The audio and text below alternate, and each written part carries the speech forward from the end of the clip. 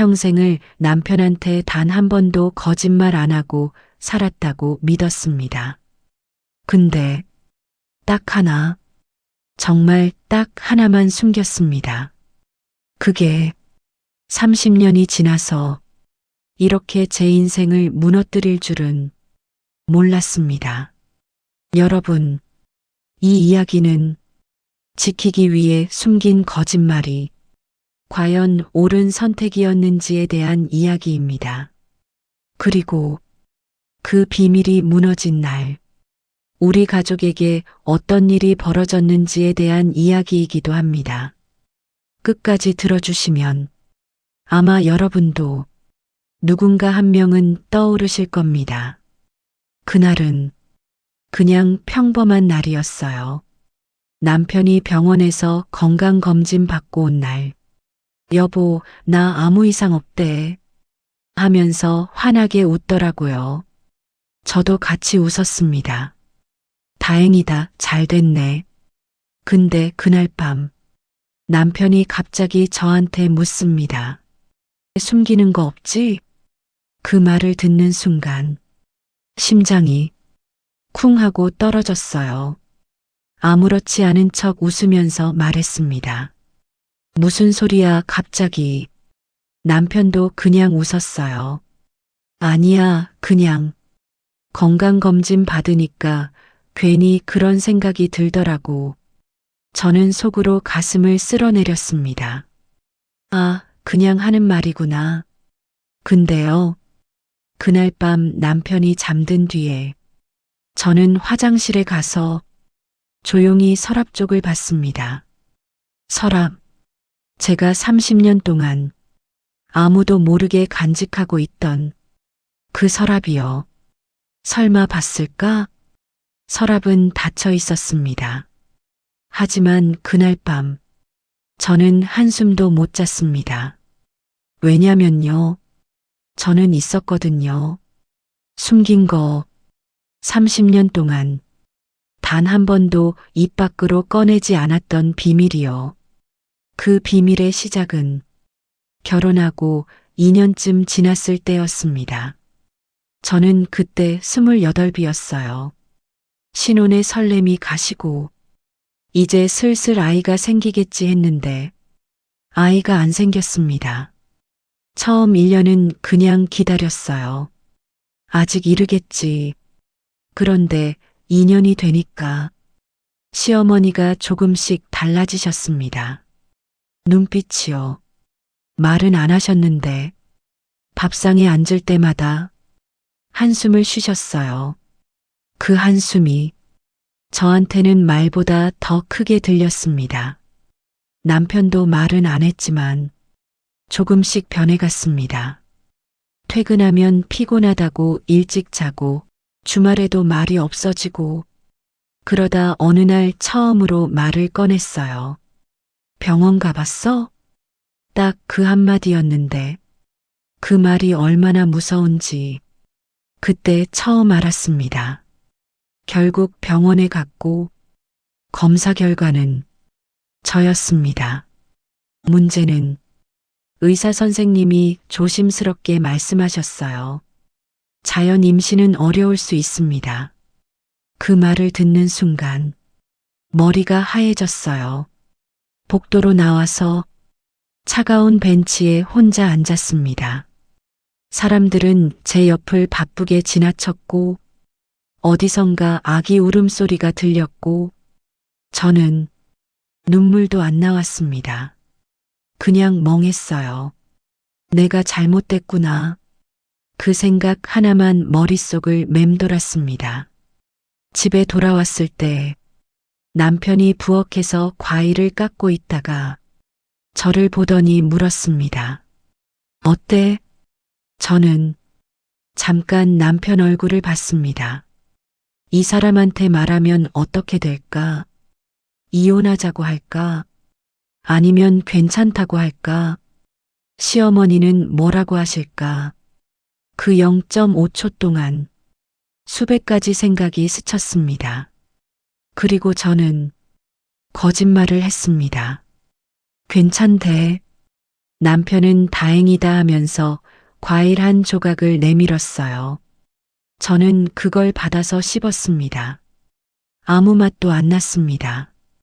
그게 제 인생 첫 번째 거짓말이었습니다. 그날 이후 저는 혼자 병원을 다니기 시작했습니다. 남편 몰래요. 언니 집에 다녀온다. 친구 만난다 하면서 조용히 병원을 오갔습니다. 치료를 받으면 달라질 수도 있다고 하셨거든요. 그래서 희망을 놓지 않으려고 했어요. 근데 몇 달이 지나도 상황은 나아지지 않았습니다. 그러던 어느 날 의사 선생님이 조심스럽게 꺼냈습니다. 입양 생각해 보셨나요? 저는 그 말을 듣는 순간 이상하게 마음이 탁 놓였어요. 울어야 할 것 같은데 오히려 마음이 가라앉았습니다. 아, 이 방법이 있었구나. 그 생각이 들었습니다. 입양은 생각보다 훨씬 복잡했습니다. 서류도 많고 조건도 까다롭고 무엇보다 기다리는 시간이 길었습니다. 그리고 가장 큰 문제는 남편 몰래 진행해야 한다는 것이었어요. 입양은 부부 공동으로 신청하는 게 원칙인데 저는 혼자 움직이고 있었으니 얼마나 아슬아슬했겠어요. 그 시절 제가 유일하게 털어놓은 사람이 있었습니다. 친정 엄마였어요. 엄마 나 이거 해야겠어. 엄마는 한참을 우셨습니다. 한참을요. 그리고 딱 한마디 하셨어요. 끝까지 숨길 자신 있냐? 저는 있다고 했습니다. 엄마가 한숨을 쉬시면서 그래, 네가 결정한 거니까 하셨습니다. 엄마도 저도 그 선택이 얼마나 오래 이어질지는 그때 몰랐습니다. 그렇게 기다리고 기다리다가 몇 달 뒤 한 아이가 제 품에 왔습니다. 태어난 지 100일도 안 된 아이였어요. 처음 안아봤을 때 이상하게 아무 생각도 안 들었습니다. 그냥 따뜻했어요. 작고 따뜻하고 눈을 꼭 감고 있는데 손가락이 어찌나 작던지 저는 그날 처음으로 이 아이를 지키겠다는 생각을 했습니다. 내가 낳은 아이가 아닌데 그게 아무 상관없었어요. 그날 밤 남편한테 전화를 했습니다. 여보 나 임신이래. 전화기 너머로 남편이 아무 말도 안 했습니다. 잠깐. 그러다 갑자기 목소리가 떨렸어요. 진짜야? 저는 응 한마디만 했습니다.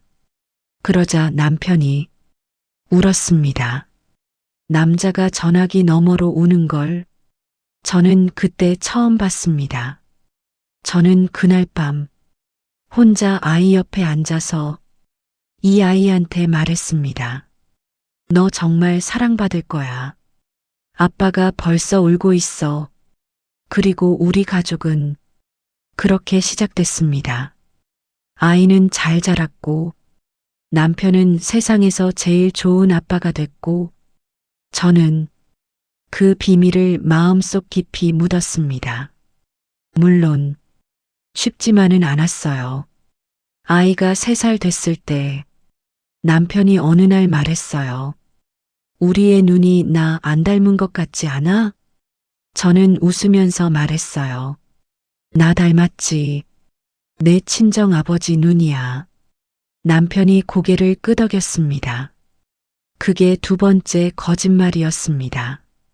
아이가 초등학교 들어갔을 때는 참관 수업에서 선생님이 말씀하셨어요. 아버님이 웃을 때 딸이 똑 닮았네요. 남편이 얼마나 좋아했는지 어깨가 으쓱해서 집에 왔어요. 저는 그 모습을 보면서 웃었는데 사실 마음 한켠이 조금 아팠습니다. 이 사람이 언젠가 알게 되면 어쩌나. 그 생각이 항상 따라다녔어요. 하루도 빠짐없이요. 딸이 30이 넘었을 때였어요. 어느 날 밥 먹다가 딸이 갑자기 말했습니다. 엄마, 요즘 유전자 검사 유행이래. 재미로 해보자. 그 순간 제 손에 들고 있던 숟가락이 떨렸습니다. 그게 뭔데? 있잖아. 침 조금 뱉으면 조상이 어디서 왔는지, 유전질환은 없는지 다 알려준다고. 친구들이 다 한다더라. 저는 웃으면서 말했습니다. 에이, 그런 거 뭐하러 해? 왜? 재밌잖아. 그런 거 믿을 게 못 돼. 딸이 피식 웃으면서 엄마 갑자기 왜 이래 하고는 넘어갔습니다. 근데 그날 밤 저는 또 잠을 못 잤어요. 만약 딸이 그걸 하게 되면 남편이랑 딸이 유전적으로 일치하지 않는 게 나오면 그때 뭐라고 하지? 머릿속이 복잡했습니다. 그리고 혹시나 싶어서 자는 남편 얼굴을 봤습니다. 편안하게 자고 있었어요. 저는 조용히 일어나서 그 서랍을 열어봤습니다. 아직 있었어요. 30년 된 서류가요. 저는 그걸 꺼내서 한참을 봤습니다. 이걸 어떻게 해야 하나? 버릴 수도 없고, 그렇다고 계속 갖고 있자니 무섭고, 결국 그냥 다시 넣어뒀습니다.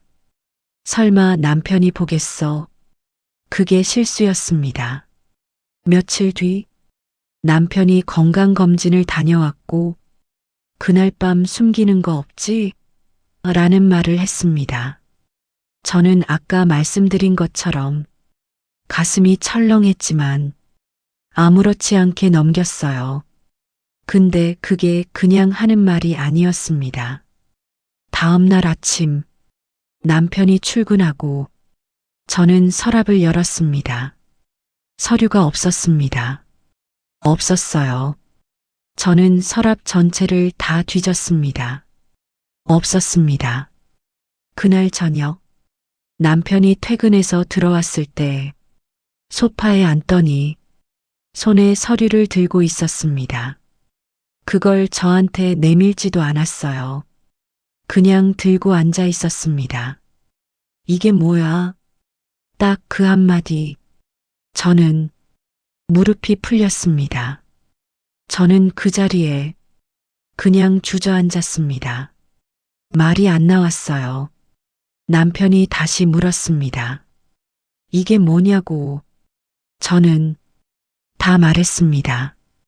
왜 숨겼는지, 얼마나 무서웠는지, 얼마나 지키고 싶었는지, 얼마나 미안했는지 말하면서 계속 울었습니다. 30년 동안 눌러뒀던 게 한꺼번에 쏟아졌어요. 남편은 한참을 아무 말도 안 했습니다. 그냥 서류를 내려다보고 있었어요. 저는 그게 더 무서웠습니다. 차라리 화를 내줬으면 좋겠는데, 소리라도 질러줬으면. 근데 남편은 아무 말도 안 했습니다. 한참 뒤에 남편이 말했습니다. 그래서 나를 속인 거야? 그 말이 칼보다 더 아팠습니다. 저는 말했습니다. 속이려던 게 아니었어요. 지키려고 했던 거예요. 당신을, 우리 가족을. 남편이 고개를 들었습니다. 눈이 빨갰어요. 그리고 말했습니다. 그럼 그동안 내가 사랑한 애는 뭐야? 그 말을 듣는 순간 저는 더 크게 울면서 말했습니다. 당신 딸이에요, 당신 딸. 그 애는 처음부터 당신 딸이었어요. 남편이 서류를 내려놨습니다. 그리고 두 손으로 얼굴을 감쌌어요. 그날 밤 우리는 둘 다 울었습니다. 말도 없이 그냥 나란히 앉아서 울었습니다. 다음 날 아침 남편이 딸한테 전화해서 오라고 했습니다. 딸이 왔을 때 저는 차마 눈을 못 마주쳤어요. 남편이 먼저 말을 꺼냈습니다. 너한테 할 말이 있다. 딸이 우리 둘을 번갈아 봤어요. 그리고 우리가 다 말했습니다. 딸은 한참을 아무 말도 안 했습니다. 저는 손을 꼭 쥐고 있었어요. 화를 낼까? 울까? 나가버릴까? 근데 딸이 웃었습니다. 웃으면서 말했습니다. 엄마 나 그거 알고 있었어. 저는 귀를 의심했습니다. 뭐? 어릴 때 알았어. 근데 엄마가 말 안 해서 나도 안 했어. 저는 그 자리에서 주저앉았습니다. 언제부터 알았어? 딸이 말했습니다. 초등학교 때쯤 어디서 들은 것 같기도 하고 그냥 느낌으로 알았어. 근데 있잖아, 엄마. 나는 한 번도 엄마 아빠가 진짜 부모가 아니라고 생각한 적 없어. 진짜야. 저는 그냥 울었습니다. 말도 못하고 그냥 펑펑 울었어요. 딸이 제 손을 잡았습니다. 엄마가 나 지키려고 했던 거잖아. 그게 다야. 남편이 딸 머리를 쓸어줬습니다. 우리 셋이 그날 처음으로 진짜 한 가족이 된 것 같았습니다. 지금은요, 남편도 딸도 다 알고 있습니다. 그리고 아무것도 변하지 않았습니다. 오히려 더 솔직해졌고 더 가까워졌습니다. 남편이 어느 날 말했어요. 그때 화가 많이 났었는데, 근데 생각해 보니까 나라도 그랬을 것 같아. 여러분, 사람은요, 비밀 없이 살 수는 없지만 언젠가는 그 비밀이 우리를 시험하게 됩니다. 저는 30년이 걸렸습니다. 무너지고 나서야 오히려 더 단단해졌습니다. 지키기 위해 숨긴 거짓말. 과연 그건 잘한 선택이었을까요? 저는 아직도 모르겠습니다. 하지만 하나는 압니다. 그 거짓말 안에 진심이 있었다는 걸, 그리고 그 진심이 결국 가족을 지켜냈다는 걸. 오늘 이 이야기가 여러분께 조금이라도 닿았으면 좋겠습니다. 구독과 좋아요는 다음 이야기를 만드는 힘이 됩니다. 끝까지 들어주셔서 진심으로 감사합니다.